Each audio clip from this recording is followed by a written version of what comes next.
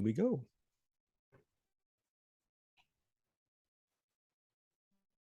Peter and I spent a bit of time together last week, and we shared notes about a few things in our careers. And it was notable because last week, in the recent past, should I say, a number of people that I know in my professional network were let go from a company, and a few other people in another company were too in the very recent past.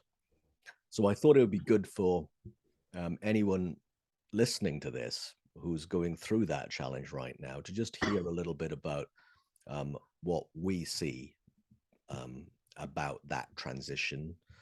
And the one thing to say is that this is not, we're not going to give advice. It's not, hey, this is how you should feel. This is not how you should think about it. Just two guys exchanging notes about things that they've noticed about that same thing happening in their own careers. So, Peter, what did you want to share? Well, first of all, I like what you said about not giving advice, because I don't think either of us would say that there's one way of handling an event like being let go. And I like what you said about sharing experience, because as soon as you hear other people's experience, then it opens up other possibilities and other ways of handling it. It provides more options. And one of the things that, you know, I was let go from a job a while back, and I noticed even on the drive back from being let go, I noticed two feelings going on in myself. One was shock, like what just happened, the absolute shock, and kind of a little bit within that shock, panic about the future and panic about what might happen. But even while I was driving back, and I was about an hour drive back home, even while I was feeling that, I noticed something else going on. I noticed that part of me was okay, absolutely okay. So my mind was flipping through, what about this? What about the future? What about the mortgage? What about future prospects? What just happened? That kind of thing. But I realized that that part of me was absolutely fine, and that I was curious about that, and that curiosity was enough to kind of like grab my attention and keep me going. So that when I processed it over the coming days and weeks, I kept being curious about the part of me that was okay, and that helped a lot. Yeah. And how did you deal with the shock?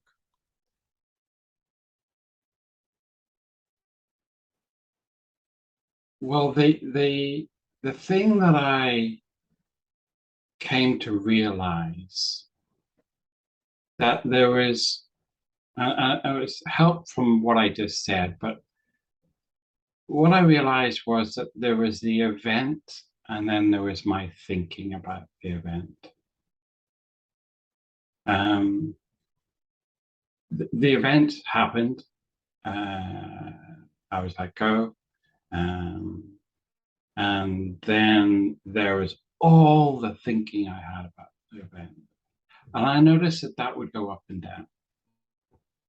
There would be shock, and then letting go of that shock and being in the moment and saying, well, being focusing on practicalities, and there'd be shock again. And then that feeling of being okay and amongst that. And I kept thinking, okay, separate the event from the thinking of the event. And that made a huge difference when that one thing, separating the two things, because it calmed me right down. I'm not saying it was instant or a one-off thing, because every now and then I'd forget and then get caught up in the panic again. But I kept coming back to, no, there's the event and there's the thinking about the event. And I can think about the event in different ways. And in fact, I naturally was. There was a huge benefit for me to see that. I mean, I don't know that you know this, but I have tinnitus, and I've had tinnitus for about 10 years now. And that's when I first got sight of having tinnitus and having my thinking about tinnitus. Mhm. And as soon as I had that realization, I said, well, the thinking about the tinnitus is optional. And so the same thing occurred to me about being let go. The thinking about being caught up in shock and in uh, worry about the future, I could let go. And that took a little bit of coming back to and coming back to and coming back to, but it definitely helped me just to say those two things are very different. And I saw as a result of that, I was able to get more neutral Mhm. and see that people get made redundant all of the time. And I saw kind of like the impersonal nature of that. Now, did it feel impersonal over time? No, but the more I looked at it, the more I saw the clarity of that, and I kept going for what felt clear. And the impersonal nature of it, I remember projects that I had started but was moved on from to another project. I remember clients that I thought I had and they cancelled on me. So if that can happen in small jobs and client-based work, why can it not happen for jobs? I mean, the thing that I saw, and I keep seeing it differently as time goes by, but it's as much of a natural part of the cycle to get a job as it is to lose a job. You know, it was someone's decision that I got the job.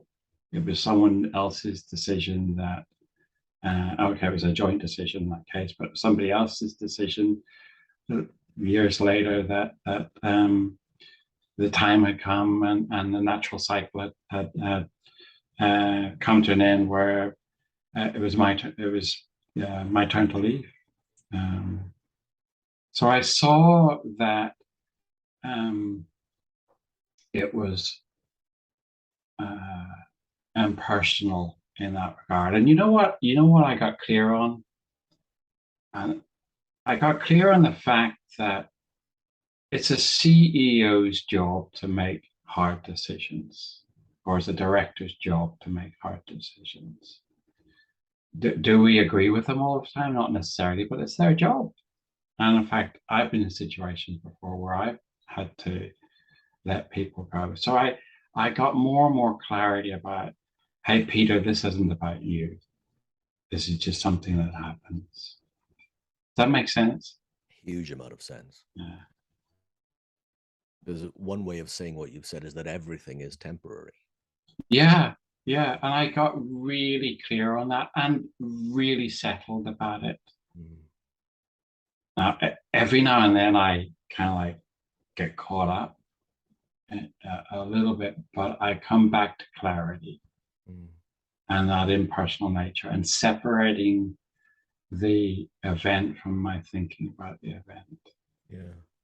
Yeah. And realizing that my thinking about the event can change in 5 minutes. So that's not permanent either. Well, to me, that's what always helps me see the difference between an event and my thinking about the event. Because what I think varies, how I feel about something varies with the same Yeah. external circumstance, such as I've been let go. Yeah. How I feel goes up and down. Therefore, Yeah. this can't be the direct cause. Yeah.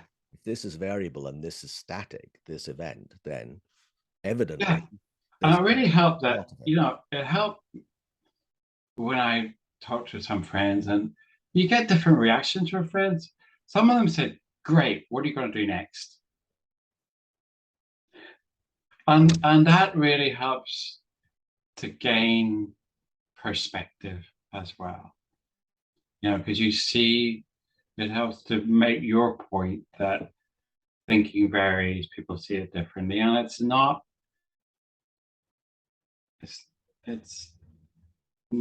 independently a bad thing. Mm. you know um it's not that at all. Although, as you've hinted at, it can really look like a bad Oh thing yeah, over and yeah, over and sometimes it can feel that way, when you get the bills coming in, it can feel that way again. momentarily, but I know that I prefer my peace of mind. And I know that preference takes me back to, well, what is helpful to me in this moment? What is helpful to me in this moment is to remember that it's not personal. These things happen in cycles. It's part of the nature of work that there's a beginning, a middle, and an end. As you said, it is temporary. And I came to realize that I'm not my job. And Mm. that's huge because, you know, I've spent more time with my family than I've done in recent years. I've always been really close to my family, but I've been able to invest in a way that I haven't been able to invest before. And I've been able to look at different skills that I haven't brought to the fore. Through my job, I've been able to bring those more to the fore, and I'm doing some things that I'm really enjoying playing with. So realizing that I am not my job, the job is something that I did for a season, and that season's now over. And I can look to the next season, whatever that brings. And something, by paying attention to that and the season that I'm in, rather than looking back to what happened, why it happened, I can be more aware of opportunities as they arise. So the I am not my job piece was a real gift to me to see, because I knew that intellectually, but knowing it deeply is a different thing altogether. And it's another thing that's settled and fed into peace of mind. And I think peace of having, when we go through any major change, and this is one major change, looking in the direction of peace of mind and the feeling behind that is what makes all the difference.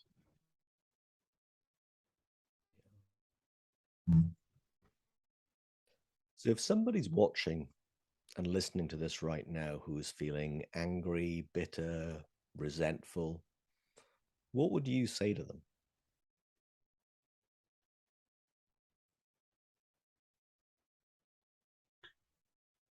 I would say that that's okay, but pay attention to your thinking and the gaps between your thinking, because that thinking is not permanent.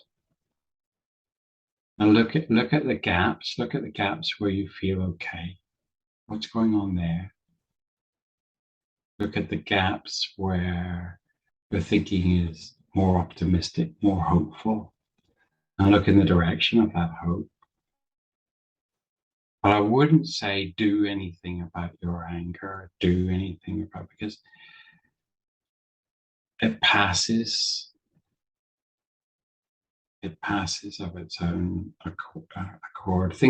Thinking is designed to flow, and the more that we attend to thinking and try to fix it, the more we get stuck within it. So I'd say feel what you feel, but be willing to feel something else too. Yeah, Yeah. yeah. It's a really lovely way of saying it in my mind, in the same way as that thinking moves and it's in flow. Yeah. Emotions are designed to be in flow too because they're caused by the feeling Yeah. that got a Yeah. full Yeah. relationship to it in the Yeah. moment. And then what I do know is that anytime we as humans resist what we're feeling, it tends to stay, and then we've got a more of an internal battle going on, and that's not helpful. Oh yeah. Incredible. We'll do it every day, Yeah. and yet not helpful. Yeah. Yeah. I know that one. Where we can like just pile the thinking on top of the thinking. We get all we go all loopy with our kind of thinking about our thinking and then wondering why we're thinking about it and then just doubling up on that. But knowing that that passes too, and we all have our crazy moments. Yeah. But it really helped me to know that I don't have to fix my thinking. I mean, I had this. I see whether this makes sense. I don't think I've mentioned this before, but I had this idea of a director directing a scene, like and it's shown in the rushes in the cinema, and he doesn't like it. He doesn't like the vision that he's created. And I thought, well, he doesn't go up to the projection and color it in and move things about. He doesn't try to fix it that way. He shoots it again. He goes back to the source of, well, let's try that again. Let's do it a different way. So it helped me to realize I don't have to do anything about my stuck thinking or my, I'm panicking. I can go back to neutral. There'll be new thinking around the corner. Um, Now I'm going to share a quick story of what I remember from my experience of the same thing. And we were told on a Monday that there was a conference on the Friday, and pretty much everyone realized that that was the writing on the wall, that this business unit in the company was being yeah. closed down. And I was running a small department, but also I was running the training team for the entire division. And I remember being that Thursday night before the Friday conference, being a little bit worried, and I hit the red wine, knowing what was coming. Not feeling bad for myself, but kind of having a really good inkling as to what was to come for the other 230 odd people in that division of the company. I remember saying to each of my team members privately and separately before the conference started on that Friday morning, whatever happens, it's going to be okay. Yeah. Now, I knew that, but I also knew that they might not see that. Yeah. So I don't know how helpful that comment was, but Yeah. because it came from the heart, I think it might have been helpful. And here's what happened next, because that conference happened, and then everyone went home from that. And I remember waking up on the Saturday morning realizing that a part of my job would be to now help those 200 odd people in the next phase of their life, their working life. So I went into the bookshop in my town of Windsor here, and I bought loads of books about dealing with redundancy and finding a job and so forth. And the bit that I remember reading in that bookshop on that Saturday morning were a few things that you talked about. The first one being that this is not personal, even if it looks like it is. And separating, it's my role that's gone, not me. Yeah. Yeah. Separating those two, I remember going, even for me, that was just like, geez, that's so clear. It's so, yeah, it is. Even when it feels personal, it isn't. Yeah. And then just to get a sense of the philosophical aspect that you've just said, that everything is temporary, it's a season, and Yeah. everything in life is that way. Yeah. And if I recall as well, when I was then going around all the different regions in that division in the company and helping them with dealing with their situation, and then helping them, training them to have job searching, CV writing skills and interviews. Before that was absolutely that noticing of, I am not my job either. Separating those two things out really helped, because I know in my 20s, a few years before this event happened in my life, I totally identified my job as me. Oh yeah. It was everything. Yeah, yeah. Me too. Yeah. Yeah. And I'm really glad over time that, we, you and I have learned the difference between the two. Yeah, and it means that more of life opens up. So there's, this is going to sound odd, but I'm grateful for that learning. I'm grateful for life opening up. I'm grateful for the year that or however long it's been that I've just had. And I can see I'm grateful for knowing that these things happen and they happen for, they have a season to it. And I can see that clearly. Yeah. And there's only one other thought I've had that come to mind for you watching this and listening to Peter and I talking. One thing I know is that I don't know what the future brings. Yeah.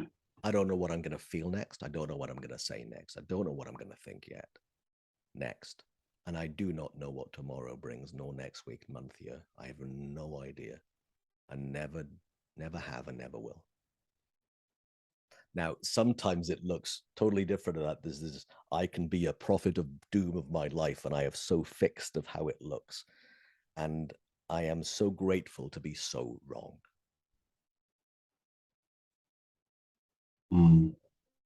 Beautiful. Yeah.